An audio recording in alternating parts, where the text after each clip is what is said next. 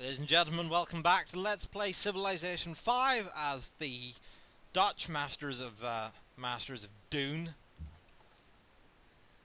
Uh, Well, hopefully we'll be the masters of what's Doom. the term? Kwisatz Haderach. Willem van Orange, the Kwisatz Haderach. With any luck, Washington's being a dick already. Now, I would like to point out, okay, we settled Rotterdam on top of the gold tile, which, since we already had the requisite technology to it up, automatically counts as having that extra copy of the luxury resource. And since we now have 2 copies of luxury resource, various AIs who would be interested in buying it from us are coming around and making offers. Hiawatha here wants to buy our gold, but he also has wine available, which we don't. We don't have wine. So if we trade him our extra gold for the wine, we will get extra happiness. Because only your first copy of a luxury resource counts for happiness. Anything extra, you don't get anything from it. This is obviously done to promote diplomacy and trading between players, Yeah, obviously. because just sitting there on an island all alone is kind of boring. So we will do that. We will sell him the wine. Now, actually, since it's worth,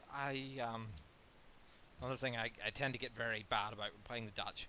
If we go through and look, now AIs will pretty much never trade away their last resource except for some. Nobody else has a second copy of a luxury resource we don't already have.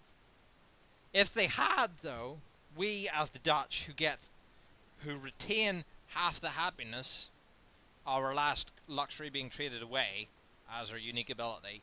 If we trade our last copy of a luxury for luxury we don't already have, we come out of the deal with 2 extra happiness. And our scout has been killed. Well, it was going to happen eventually.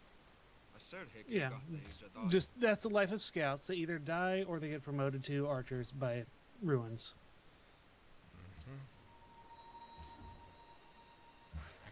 Why am I should have stopped trying to build that mine a long time ago and improving the wheat and water dam. That was a mistake on my part.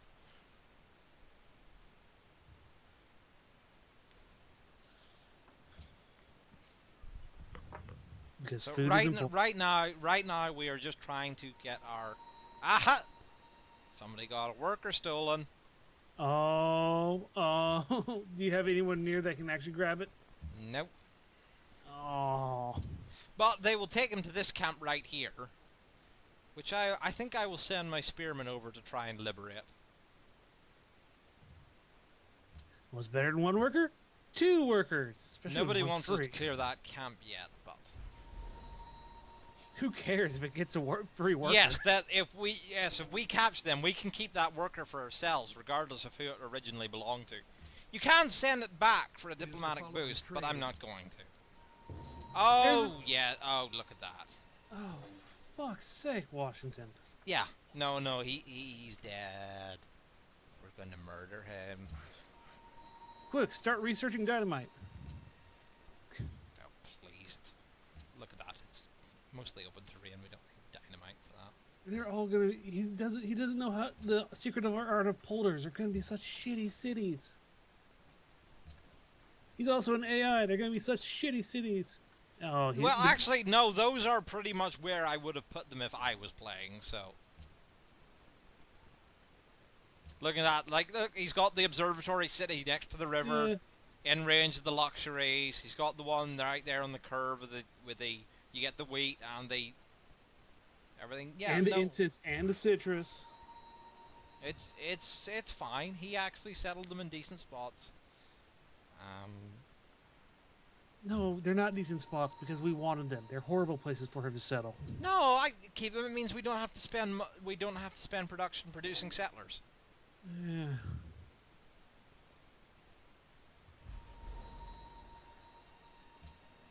The one times where we don't want to actually, raise the AI cities.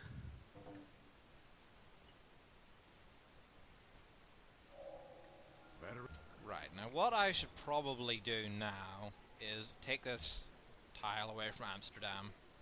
Spend it for this gold. Make it work this gold instead. And let Rotterdam work this gold tile again now. I think this will... That balances it out between our two cities more. And I think will be produce better yields. Now, then we will research towards guilds, which will give us our polars. Guilds is the technology that lets you build your polars.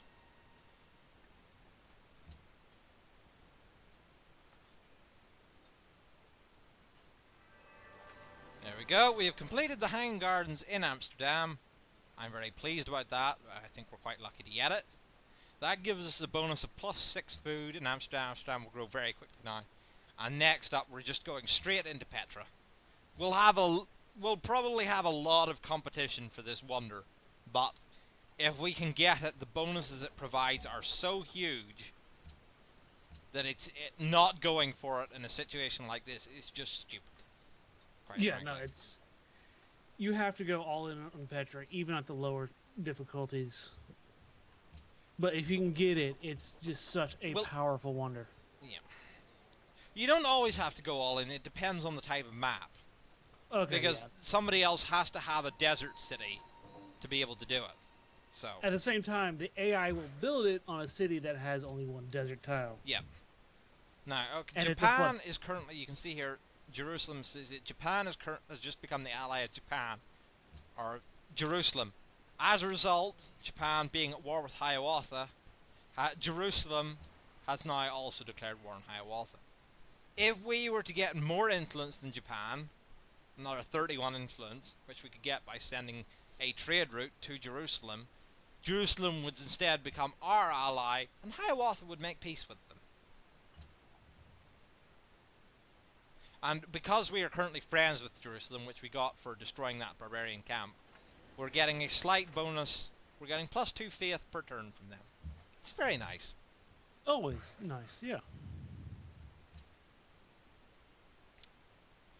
I will have... Let's see now. Yeah, I think the watermill. Rotterdam's going to need the hammers, because I think a lot of the... Oh dear. Mr. Next Strain wants to go to war. They really don't like Hiawatha. He's got a lot of people mad.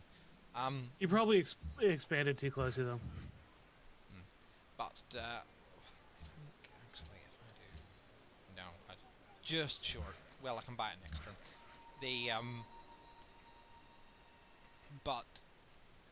Doing this will get us... Rotterdam is going to have production problems because most of the good production tiles are going to be taken up by Amsterdam being so close. So building the watermill for the extra hammer will be very useful in the long run.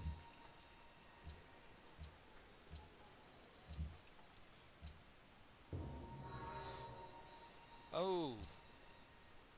Washington's determined to give us a fight. I looked away for a moment. What'd he do? Terracotta. We'll be fine. Then again, Terracotta, he's probably got like an extra... Look, Russia is right here.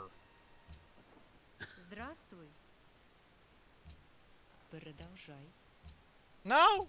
Aww. Разумеется. That's a shame. Let's see, what do you think? You've got a big army now. I'm listening. No? No. He doesn't want... He's smart enough to not let you talk into weakening it. If either of them comes to me and asks me to join them in declaring war on the other, I'm going to do it. Just, 3-way fight's better than 2-way fight. Yep. It turns, come on, are we going to get it? If we get it, Amsterdam is going to become by far the best city in the world. Like, Amsterdam will become the ultimate city. Oh, yeah. Because every floodplains tile will have a polder on it. Every non-floodplains tile will get +1 hammer. It gives +1 hammer and +1 food to every desert tile that isn't floodplains. It turns normal desert tiles into plains. It turns hills into monsters. Because hills normally don't have food. Yeah. Now, we don't have bronze working because of my tech beelining. We don't have the bronze working to actually clear the jungle or calendar to build a plantation there. So right now we can't do anything with these banana tiles or hook up this silk butt. I hate bananas. Yeah, They're the the fact worst. that there's wild bananas is actually quite silly. It's silly. It's also like they're like the only tile I would describe as a punishment resource. Yes. Because bananas, for people who don't know, bananas are not a naturally occurring plant. They do not exist in the wild. It's not plantation bananas. No, bananas at all do not exist in the wild. Wild bananas are called plantains and are an entirely different thing. Bananas, as we know them, they are solely created by human cultivation. They're only found in the wild, and most banana plants are actually sterile and unable to reproduce. Mm. So having wild bananas around is very silly. Now, our bonus, our extra faith from the gold tiles and from Jerusalem has paid off. We have a great profit, and not all the available religions on the map are taken. Only so many religions can be founded, and we've got one of them. So we're going to find a religion here. I generally pick Sikhism. Because who doesn't like having a sword for a religious icon? Well, I generally pick Sikhism because none of the AIs will pick Sikhism by default. So it's very easy to stand out which one is your religion. If you pick Sikhism, you always know that that's, like, just at a glance, that's always your religion. It's very easy. Now, do you have a founder belief available? Every time you find a religion, you pick a founder belief, which is a belief that bonuses for cities with that have this religion that only you get. Only you who founded the religion can get this bonus. And generally, you're picking either tithe or ceremonial burial. Those two are by far the best, and we have to pick between them. Given that we are playing the Dutch on a map with lots and lots and lots of polders, which eventually provide money, I don't think the extra money from tithe will be as useful. I'm going to pick ceremonial burial, because we will need the extra happiness to grow taller than we will the extra money. And yep, all the buildings that you can buy with faith are gone, so I will the AI loves those. Well, for very good reason. But I will pick asceticism for further happiness. Now, one note is a lot of people don't seem to realize is your holy city does not have to be your capital. Yes. Your holy city is a city in which you found the city in which your great prophet was standing in when you found a religion. Yes. He just spawns in your capital, and people just pop it right away. So here we go. Yes. Petra. This is now often mistakenly referred to as the Petra.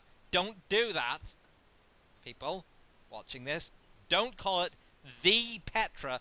That is like referring to somewhere like or the Washington or the London or the Paris. Petra was a city located in what is now Jordan, the nation of Jordan. And it was the capital of the Nabateans. They built Petra into the mountains in there because it's a boiling hot desert, and inside the mountains they can store water and everything and have it all still be very cool. What you see here is not Petra, this famous image that you see here. This isn't Petra, this is the gates to Petra. This is the front gate to the city. So, there's your lesson for the day. And we get +1 food, +1 production on all desert tiles that are not floodplains. We get a free trade route, and once we discover archaeology, +6 culture. We also get a free trade unit, but we get an extra cap on top of our normal cap, extra trade route on top of our normal cap, which is very powerful. Yes. And what I'm going to do now is, since we discussed this before about getting influence, I'm going to send this trade route straight to Jerusalem. But yes, as I was saying before he got Petra, sometimes it is actually a very good idea to move take a turn or two to move your great prophet to another city if it's closer to other cities. Yes. To get a more central holy city. Yes, because your religion will spread out from the holy city. We'll perhaps discuss that in the future in a more religion-heavy game. In this one, Amsterdam is probably the best choice. Yes. Right now, okay, what I'm going to do is, since I'm not actually seeing another spot I would want to put a settler down on, since Philadelphia and Boston and Novgorod have been settled like that, those were the spots that I would have sent settlers to. It's time to go to war. Yes. We could theoretically settle one here, but it doesn't give us polders, and this is a maximum polder game, and this would eat into a lot of happiness that we could be spending on cities with polders. So, instead, what I'm going to do is I am going to build the watermill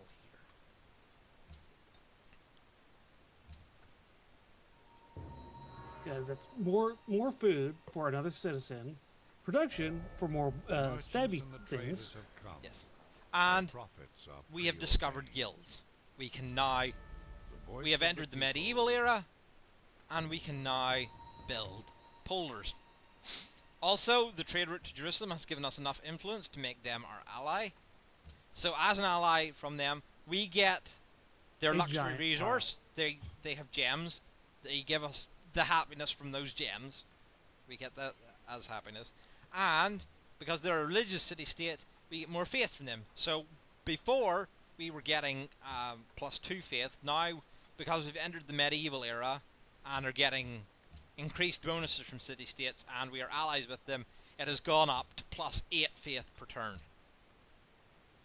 So next, also, if they had any improved strategic resources, you'd get them, but since they don't, Next, we will research bronze working because that will let us find iron on the map.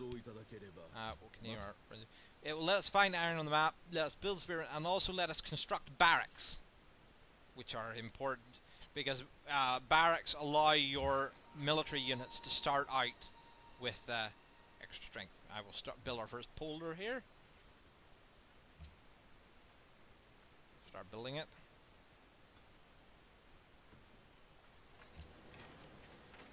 And there we go. Now, okay.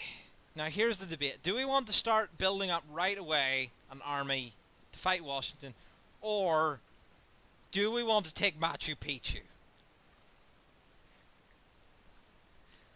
Now, Machu Picchu is a wonder. It becomes available at guilds. It can only be built if your city is within 2 tiles of a mountain that is inside your borders. It gives you +2 faith, +5 gold, and if you build roads between your cities, that creates what's known as a city connection that generates a little bit of gold. Machu Picchu gives you extra gold from those city connections. I think I'm going to take it. I'd probably go for start setting up on the war footing, but that is also a very good thing to get this early. Well, since I'm pretty sure we are the only civilization that has guilds, you're probably going to get it. And we have the mountain right there, I see no reason not to do it. And we can start building up for war in Rotterdam instead. Now, next I will research calendar, because that will let us hook up the silk and the bananas and is the following trade of interest to you? No, buddy, no.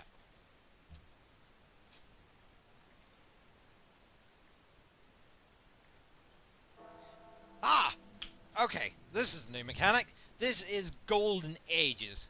When you have more happiness than your empire is using, so this number up here is positive and nice and green and happy, The excess amount of happiness that you have above 0 gets added every turn into a pot.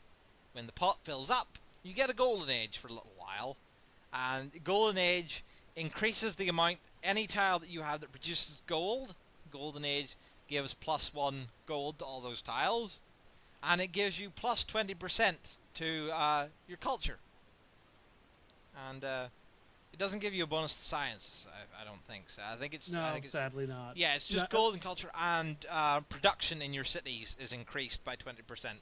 Which means you're going to get Machu Picchu that much faster. Yes, you build things faster. Washington would... We've cooked up another source of gold. Washington would like to buy it from us. I think we should take it. Oh, for the money, yeah. Yes. We'll get him to pay us for the money that we can put into having an army to punish his impudence. Or existing. It's his own fault! Now, I think next we will research sailing, because that will let us improve Rotterdam, and we will sailing, and then optics, and then philosophy for the National College. Then construction for composite bowmen for the war. We have finished the tradition tree. Very good. Very good.